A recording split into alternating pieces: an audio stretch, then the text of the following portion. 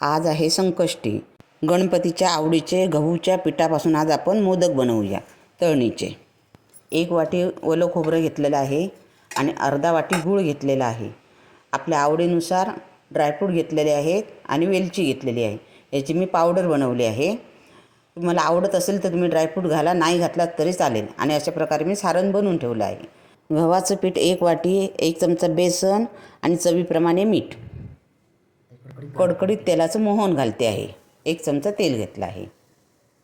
हे आता मी चांगलं मिक्स करणार आहे आणि थोडंसं थंड झालं की मी हाताने चांगलं मळून घेणार आहे। एकदम मऊसूत चांगलं मळून घ्यायचं आहे पीठ, थोडं थोडं पाणी घालून। अशा प्रकारे हे मी मळून घेतलेलं आहे पीठ। आता हे 15 ते 20 मिनिटासाठी मी झाकून ठेवते। आता 15 ते 20 मिनिटं झालेली आहेत। मी परत आता हे चांगलं मळून घेणार आहे।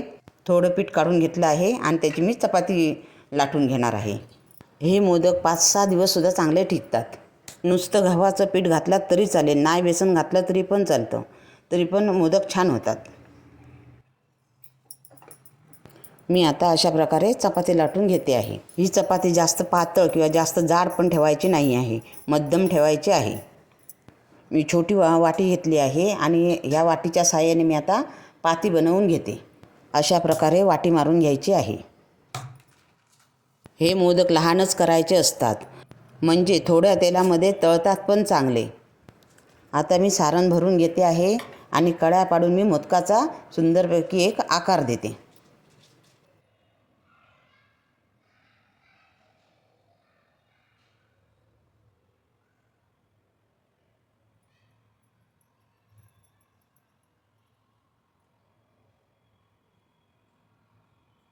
अशा प्रकारे सुंदर मोहक मोदक बनवून झालेला आहे।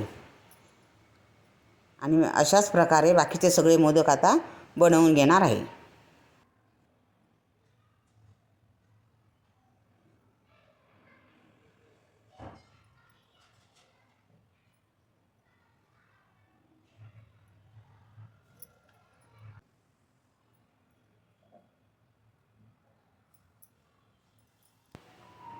आता माझे सगळे मोदक बनवून झालेले आहेत।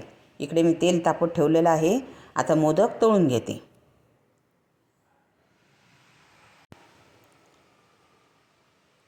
अशा प्रकारे मोदक तळून घ्यायचे आहेत, परतत राहायचे आहेत मोदक, मग सगळे बाजून सारखे चांगले तळले जातात। मोदक मऊसूत खुसखुशीत लागतात आणि चवीला पण खूप छान लागतात। हे बघा, आता माझे हे मोदक तळून झालेले आहेत। मी आता सगळे मोदक हे काढून घेते आणि बाकीचे सगळे मोदक मी असेच तळून घेते। तुम्ही पण अशाच प्रकारे मोदक करून बघा। आवडल्यास लाईक करा, शेअर करा आणि नवीन असाल तर चॅनलला सबस्क्राईब करा। संपूर्ण व्हिडिओ बघितल्याबद्दल धन्यवाद। गणपती बाप्पा मोरया।